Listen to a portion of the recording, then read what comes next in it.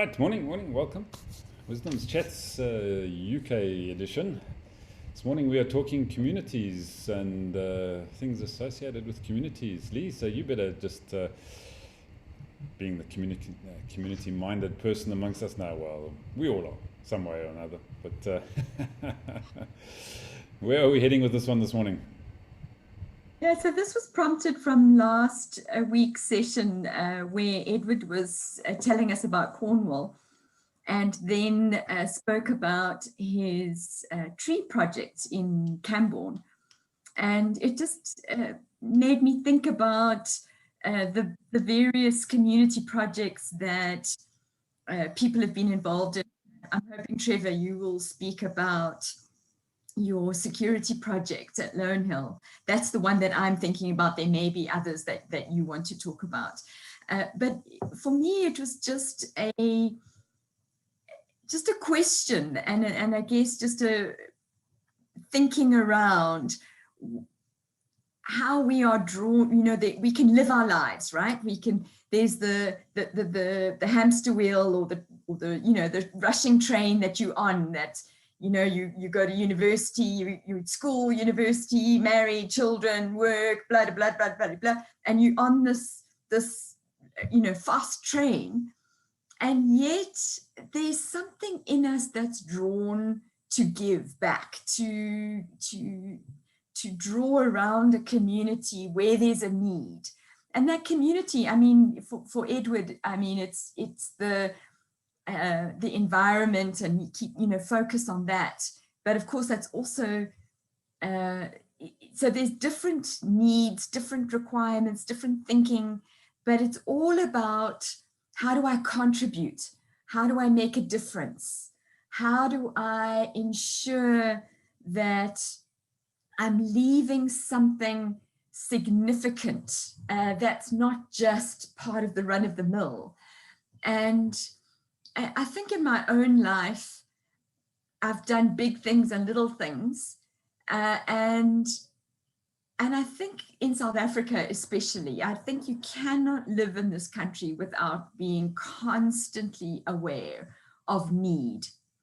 So the where you have to decide in your mind is, where am I going to give? Where am I going to contribute extra time or energy to feel that I'm connected, not just to my insular family, but to a wider community, and that is going to have a ripple effect in the society that I'm living in. And so there's simple things, simple things. Recycling, of course, is the most basic thing that you can do as a household. The second thing that I find that we do in terms of community is we get lots of people knocking on our door asking for money. And the thing that works for us is, here's 10 black bags, there's rubbish all around, pick up the rubbish in these 10 bags and you can earn your $300. So that's just a simple thing. Belonging to our residents association. I'm not on any of the committees, but we've just had an association AGM, and contributing by your voicing questions, contributing financially, supporting the endeavors of the community, and building a sense of neighborliness. There's such a thing, neighborliness.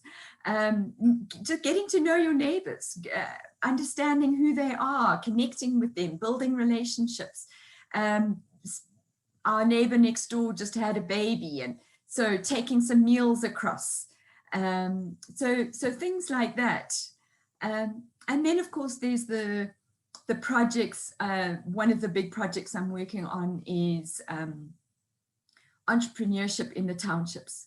So coaching 2 or 3 young chaps, they turn out to be chaps in their early 20s, trying to help them to steer a path in their businesses that will lead to success.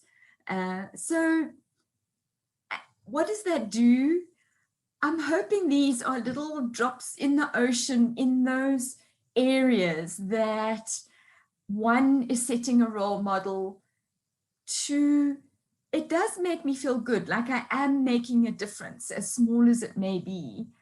And that it's not all about me and mine, but that there's this broader community that I'm a part of and I'm not divorced from and connected to in some way. So that's me. Great, thanks, Lee. Yeah, so Ed, let's talk forestation or something. Yeah, I think it's interesting because when most people talk about community, I think they tend to think about their local area as being the community. And for me, that's not the case. Most of my communities are not physically based. I decided quite some time ago that I would volunteer as on checkpoints or whatever it was needed on running events. And I become part of a community that way. But they're people spread throughout the UK and even overseas.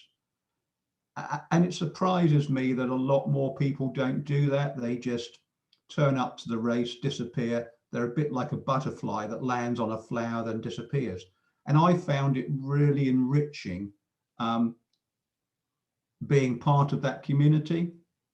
And I engage at quite a deep level with the rest of the volunteers and a superficial level with the runners, I suppose. But it has created a community, and I disagree with Lee.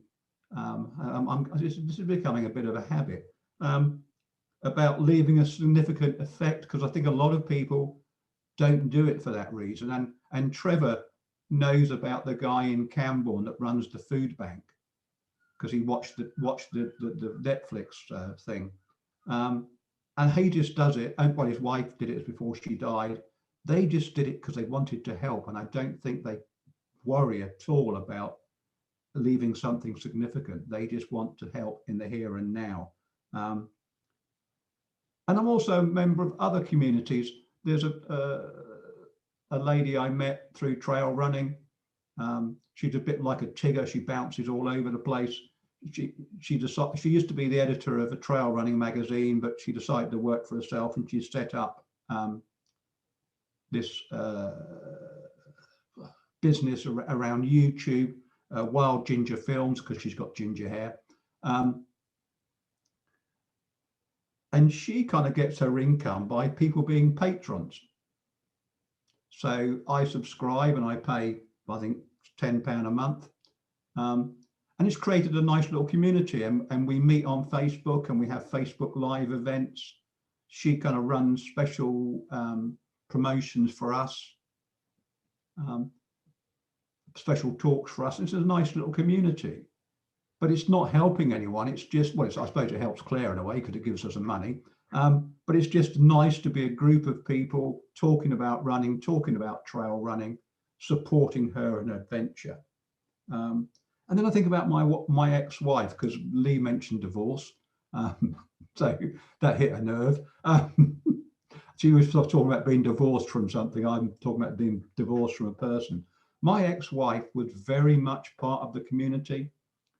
She was the person that would take that meal round to the pregnant person. She was the person that would walk someone's dog if they were ill.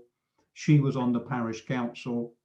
She knew everyone in the village. She knew, and at Christmas time, it was a revelation because cards would turn up and with messages inside always saying, thank you very much for doing so-and-so for me. And I never even knew about it. So I think there are people that love being part of a community and getting involved and really being there. I think other people get involved, like me in Camborne, because I do want to make a difference. I'm fed up of the fact the place has been deprived for years and years and years, and money's been pumped at it and nothing's happened. So yeah, for me, I want to be part of a community because I want to share my interests, which is running. I want to be part of a community because I want to help and make a difference. And the other community I belong to, I rent my flat from a housing association, and they advertised for people to sit on the customer experience forum so that they can understand what the customer experience was. And strange enough, they pay you for it, which I thought was quite nice. So I thought, yeah, I'll do that. But I've now become part of a community, and I volunteer on other things. So I'm part of a thing called the Damp and Mold Scrutiny Committee. We look at their approach to damp and mold. If you've ever lived in England, well, especially in the Southwest, you know damp and mold's a problem. They have a social hour on a Wednesday at 11 till 12. I pop along to that online. They've now asked me to give me a talk to their staff about how to get fit and healthy because they know about my running. And it's just broadened my reach and my outlook and everything else by just getting involved. And I've met some wonderful people on there. You know, a guy that sort of turned around and said, well, he said, I'm getting over my heart attack, which I had at such and such an age. And then he sort of talks about getting his, you know, people you wouldn't normally meet that tell really interesting stories. And one of the interesting stories I mentioned before, how there's this monument in a graveyard in Penzance to some people that died in a mining accident in South Africa. And they were going to sell the churchyard off, and they discovered that actually this monument is owned by the South African government, and they can't sell it because the South African government won't let. You know, fascinating stories you learn by being part of a community, and that only happened by accident, not by design. It wasn't me thinking, oh, I want to do some good. It just happened because I thought, oh, that'd be a good way to make some money.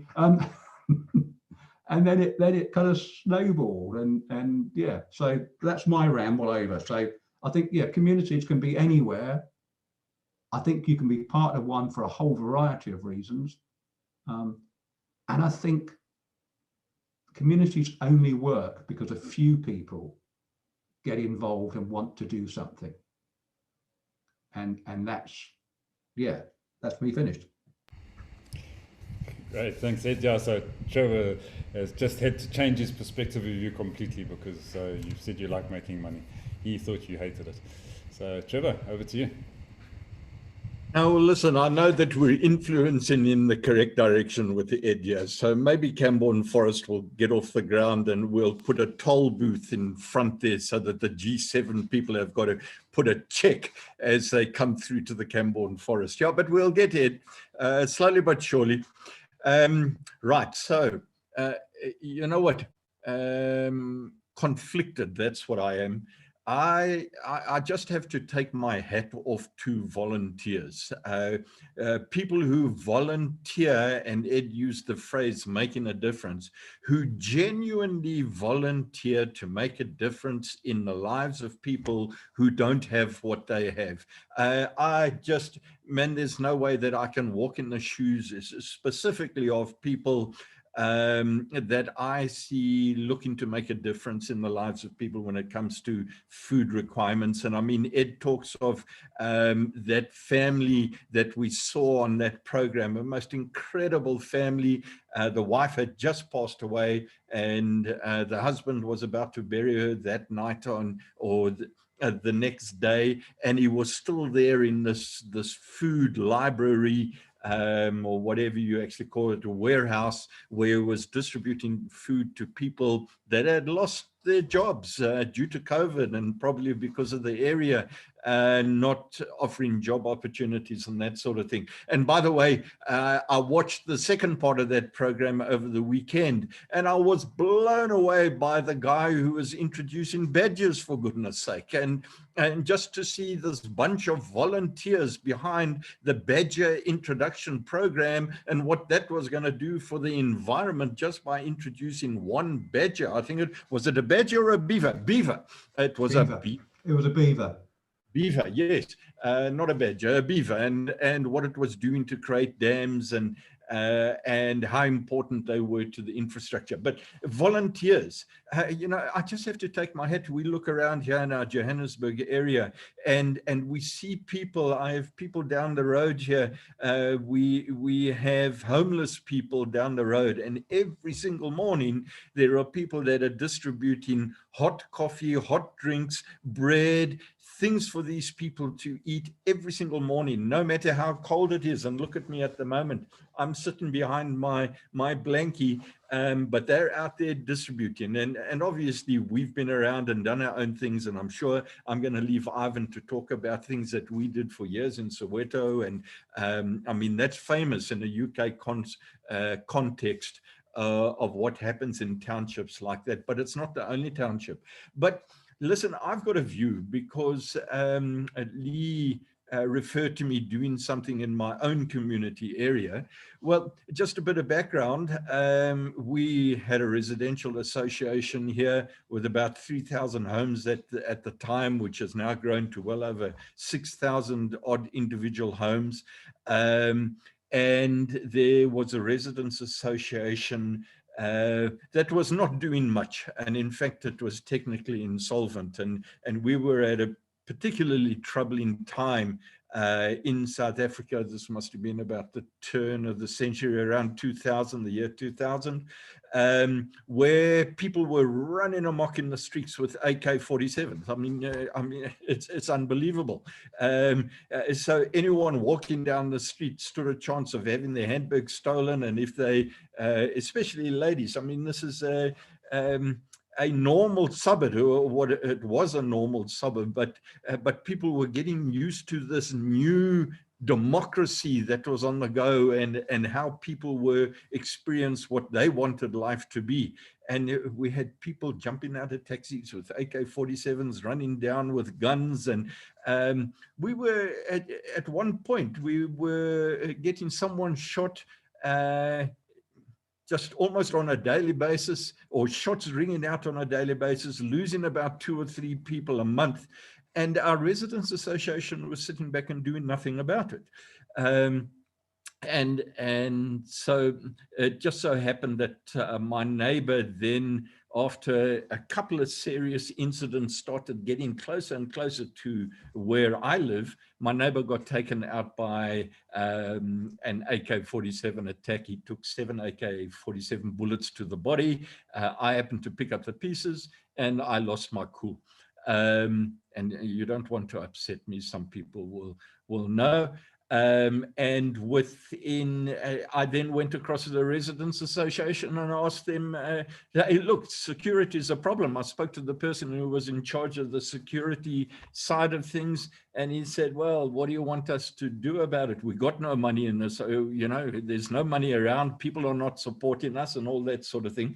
So I said, well, look, if you've got no money, let's pull a meeting together. I will drive the meeting for you. You know, you're saying people are not doing things. You haven't asked us. So now I will do something. I'll pull people together. And they said, well, we got no money to do anything. And I said, well, not a problem. I'll get some posters printed up and I'll invite people. No, you can't print posters and that sort of thing. Well, that was a big problem. I mean, they were doing nothing and they said to me, no, I couldn't print posters. So I went straight out and printed 500 posters that had a big headline that said, are you dying to stay in Lonely Hill? And I put them all up around the streets, which upset all of the residents in Lonely Hill. But we filled out the local church about 6 days later. We raised about 750,000 Rand. I made a commitment to these people that within 12 weeks, I'll completely eradicate crime from the suburb. If you all put your money down, and I gave them a money back guarantee. So you can see where I come from. I don't play volunteering games and little, you know, knitting party type of organization and hope people turn up. And we raised R1 million in about 12 months. That R1 million has turned into a flow through the Residents Association from being technically insolvent to over R1 billion generated through that association. I think we hit that mark about 2017, 17 years later. and it was quite a big thing. Completely eradicated crime, property prices went through the roof, and all that sort of thing. But then, I think back to that. Where was my mindset? I think volunteers are crazy. I specifically, we talked respect. I disrespect people who get onto voluntary things and they do nothing. I think heading up community associations is more difficult to do than professional corporate environments, and that you have to be more committed from a leadership perspective to actually drive the things that you claim that you want to do, and more committed. And the problem with that is you're not going to get paid for it. Well, some people do have vested interests in wanting to head up these things, and that's what I learned very much. So when I made this commitment, I actually made a personal vow to my creator and said, listen, I will eradicate crime out of this thing. You just support me for 3 years. That was my little prayer over this guy's body. If you'll just keep him alive, never make a deal with your creator, because you then have to stick to it, because he survived these blooming 7 bullets, and I then had to commit the 36 months. So you know what, I held up my end of the bargain, and for 36 months, I drove this blooming initiative as though it was my own company operation. But it became one of the most, in fact, the most successful community initiative in the country, in just what we were doing there. And what I learned about it was there's so many different people in a community. There are different strokes for different folks. You'll find there's the people who do just want to meet and have a cup of coffee and have a knitting circle, and that want to do, and that's fine, do it. But then if that's what you want to do, don't get involved in playing with the big boys, as I call them. If you want to get in front of us, you're going to get run over, because someone like myself, who is an out-and-out driver, action-oriented person, I'm not going to stuff around. I don't have time to have coffee and knit one, purl one, and do this sort of thing just so that people like me. Geez, have we had this discussion? So in my community, after about 3 years, I think I was loved by half the community and hated by the other half. So you're not going to win friends when you have a driver type attitude in a community. But I knew where I stood, and I knew that my time was not to overextend my time, to actually step off and allow other people to go and drive it in the direction that they wanted to go. Now, has it driven to the same extent? No, but did it do what I wanted it to do in terms of why I volunteered? Well, I volunteered onto this thing to protect my family, finish and cloth. That was what's in it for me, and I had to make a deep commitment, which resulted in that. Did it go up to the same standards that I would have liked? No, not at all. But I have to recognize that the community is made up of different strokes for different folks, and there's a right time to actually move out of it and allow other people to actually take direction. So what else was mentioned there? I must say that I'm not a socializer. In fact, I'm a reclusive. So I don't like groups of people, and I'll have a beer with Ed when he comes around and that sort of thing. But for me to actually go to a pub and sit in a sports club and jaw with a bunch of old farts, that's a waste of time to me. I'd rather look at doing something that might be a lot bigger in global terms. What else did I make a note on here that you were talking about? Yeah, well-meaning volunteers I love. Incompetent voluntary organization leaders I absolutely hate and despise. If you have no competence, get out of the leadership, go and knit one, purl one, and have a donut with Ed, and he will teach you how to go on a running trail. Rather go and do that time, but allow the organizers to make things happen. So I better not go too much further, because people are not going to respect me for what I say. Sure. Okay. Well, where do we go after that rant? Yeah, it is an interesting an interesting thing because I'm a complete introvert. I far rather keep my own company than get involved in social gatherings and things like that. So it's something I've struggled with. And I mean, I've done a few stints. I mean, I got involved in a school, governing body, and ran that for 8 years, and the struggle, and I think that I've seen with environments like that, and others that we've been involved in is what Trevor was saying. Some people get on there because they're meddlers, not because they're operators.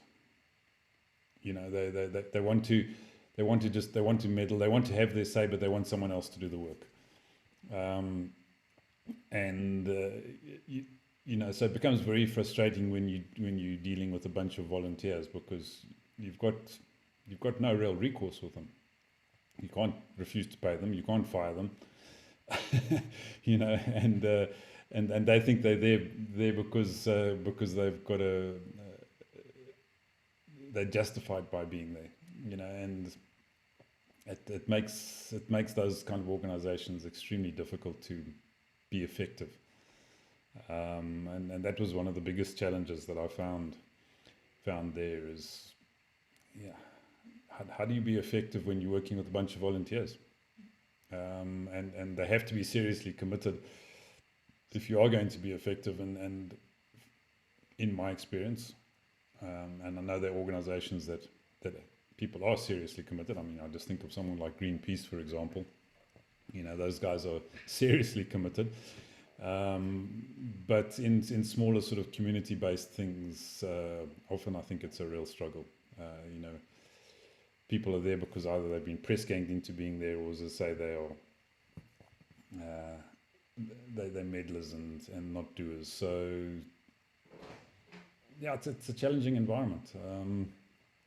It's a really challenging environment, and I think if you can get into a situation where you can create vested interests for the volunteers, you've got a much better chance of making things work. So I think I find it interesting, Ed, that you mentioned a couple of things there where you could actually get paid to do certain things which appeared to be voluntary initially. Well, you're being paid. I suppose it's no longer voluntary, is it?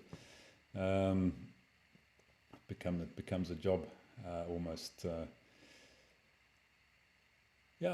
I don't know that I've volunteered in too many other things, to be honest. I mean, Trevor and I put projects together. I wouldn't call them voluntary. I wouldn't call them as volunteers. We went in there with vested interest. Our Soweto project was a community project, absolutely. We were looking to do really big things with those communities. And yes, we put in a lot of time and effort up front to make those things work. But did we go in there with a volunteer mindset? No, I don't think so. We went there purely from a business-based win-win situation. So, and I think that's the way to make things really work. Because if you can get into those kind of environments, and you can, both sides of the exercise can see what the win is in for them, then I think you've got a really good chance of making things work. But as it happened with that particular project, the meddlers got involved and broke it completely, unfortunately. And I mean, it had the potential. I mean, our plans and our budgets for that was a 5 billion rand turnover business in 5 to 6 years. 6 billion, okay. 6 billion rand turnover. There you go. So and the model was there and it was working. And then people with vested interests came in and said, well, we'll only help these communities if you get rid of these guys who started the whole process. So that's where it fell apart. So yeah, meddlers I think are the biggest problem in these environments. I mean, Trevor's seen it in his Colonial Security project as well. The meddlers that came in there and took over from that, So yeah, personally, I think you have to turn it into a commercial venture. Whether it's creating food for the township or planting forests, I think there's got to be a commercial aspect to make it work. So yeah, I think volunteers. Yeah, I think that's it as far as I'm concerned. Yes, Ed. Yeah, I was just wondering while you were talking whether, and Greenpeace is a really good example, I suppose, whether having a good community or voluntary organization is a mark of a good leader, because you can't sack people, as you say, you can't withhold their pay, you've got to use influence. And I think we often see voluntary organizations change dramatically when the leader goes. So I just wonder whether actually that's a mark of a good leader, that they manage a very successful voluntary organization. I think it has to be well led. Yeah, absolutely. Yes, Joe. Yeah, and that's where you're absolutely spot on for me, Ed. I think succession planning, it's not about one leader in a community organization, it's about the leadership culture and the team that you actually build on, because communities need follow through. And so if you all come behind one individual and it collapses behind that one individual, it then shows that the succession planning hasn't gone through. And look, that happened in my day. I got to the 3-year mark and I said to everyone, oh, that's it. I gave you the 3 years, I'm out of it. And I walked away from it. And these were highly competent people. I mean, I don't live in a dumb community. These are bright people that are around here. And they basically collapsed because in their minds, they were happy to leave all the work to me. And I was happy to do the work because I had an objective to actually do, but I wasn't structuring this community as my own business. I was just applying things that I like to apply in a business operation. And so when I stepped down there and I had a look at it and I said, you know what I didn't think about was I thought these other quality leaders would actually apply ongoing leadership. They weren't. So for me, I learned that you want a quality follow through of a community organization. You've got to build your leadership team to understand succession planning, and that if they're comfortable with what's going on, they've got to see this thing through for 10, 20, 30 years. So you've got to have visionaries. It's putting a community project together is more difficult than putting a listed company together. Well, should be at that same level, if not even more marked, I think. Yeah, I think that's absolutely critical because, unless you're a philanthropist with extremely deep pockets, and that is your next lease on life is to drive those things and fund them, because they all need money one way or another, don't they? And so where does that money come from? And yeah, it's interesting because I was chatting to some guys who are part of the National Parks Honorary Rangers organization a couple of weeks ago. Bumped into them at one of the little game reserves up here near Pretoria. And I was saying, it's something that I've always thought about. I mean, for me, there's an absolutely vested interest in wanting to be part of that, because you get the opportunity to go into the parks and spend time in nature. And yes, there's a work element that you have to get involved with and do, which is fine. But I mean, there you can see the motivation of people like that. It's primarily, despite what they say, it's a vested interest. It's because it's what they enjoy doing. They enjoy getting out into the parks, and this is a mechanism that enables them to do that. And in that process, they're doing something useful and something helpful for those particular environments.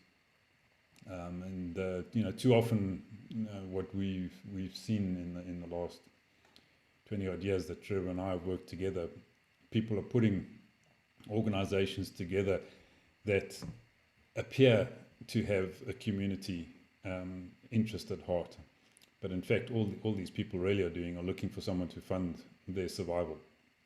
Yep. You know, these NGOs and so-called community-based organizations, weak leadership, if any real leadership at all. And you know, how can I create an income stream for myself, and you know, I'll do some tokenism, but I'm going out to teach community something which I actually don't even know or understand myself, which is sad, because I think there are a lot of those kind of organizations around, and they suck you know, quality revenue sources from people who do want to do good and do have the, you know, the funds to apply to doing good, but they're going into essentially no hope organizations. And I'm going to add that the vast majority of them, and I'd say 95% of them, who appear to be well-meaning, are actually protecting their own turf. So no one else that really wants to get in can actually get in on the initiative and perhaps work with the sponsors and those sort of things. So you've got to be wary of these type of individuals. Okay, I better shut up. I'm going to mute myself. Well, I think we've probably said enough. So where are we? We are. Yeah, Can I just point out something interesting in the chat? I think Lee's just called Trevor Edward.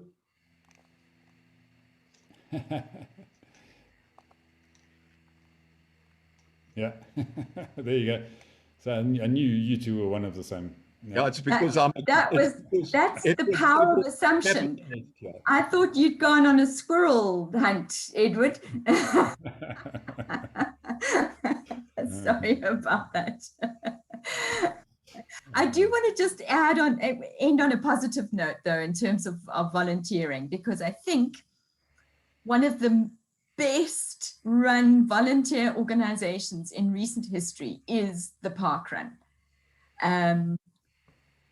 From a small base to international, every single park run, and I think it's the simplicity of the model, and that yes, there might be a vested interest, but it really is an incredible concept that just took off like wildfire and was run entirely by volunteers.